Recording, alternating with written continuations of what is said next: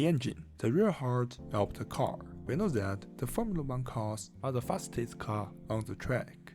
Meanwhile, F1 cars also are the apex of the technology in the automotive industry. This point also is embodied in the engine tag. After all, a 1.6 liters engine.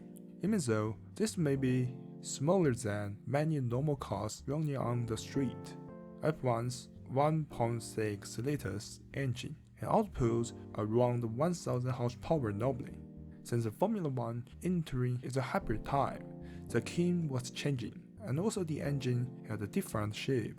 The internal combustion engine was still the principal source of power, but this 1.6 liter 90-degree V6 with an 80mm bore and 53mm stroke piston engine can suppose around 84% of horsepower. But this raised power is from two electric motors, one called the MGU-K and another one is the MGU-H. MGU-K is powered by a battery and has power to the crankshaft, while MGU-H manages the turbocharger.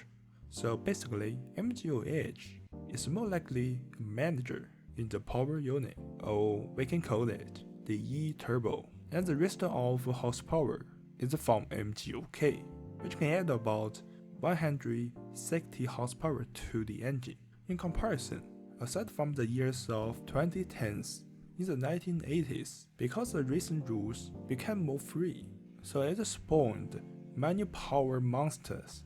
The most iconic example might be the Grenade, which was the F1 engine built from BMW, such as the 1986 version of a BMW M12 engine, which was a 1.5 liter inline-4 turbo engine. In fact, this was a small engine. After all, it only had 1.5 liter displacement. In the very old time, when engine tech was not as advanced as nowadays, we can find that many engineers used the V12 or even V16 airplane engine as a racing car engine, because at that time, improving displacement and adding cylinders might be the most direct way to greatly improve horsepower.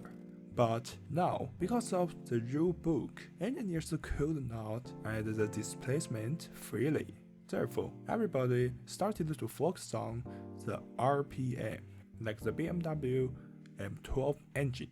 Although it only was 1.5 liter engine, the rotates at 11,000 RPM, but only an engine was not enough, so still plus the turbo, which can output around 5.5 bar turbo pressure at the engine. So eventually, this engine could produce a maximum output of 1,400 horsepower.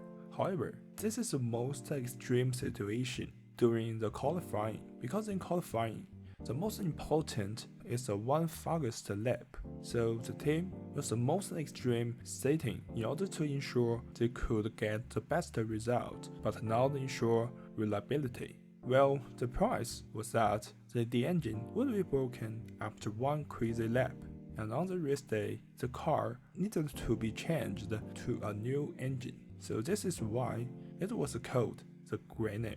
So at that time, the financial pressure was very heavy for all teams. Normally, boost off were limited during the race to ensure reliability. Power would drop to around 800 to 1000 horsepower.